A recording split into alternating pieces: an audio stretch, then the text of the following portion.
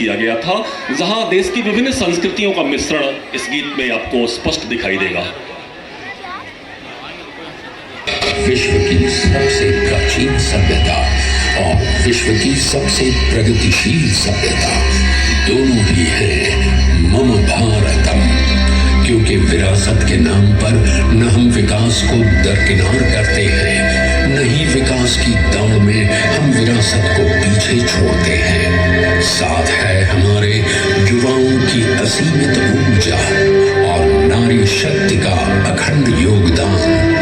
लेते हैं हम प्रेरणा हमारी अद्वितीय लोक कलाओं से, करते हैं हम असीम सम्मान हमारी जनजाति संस्कृतियों का। तभी तो हम ही नहीं विश्व सारा कहता है जयति जय जय।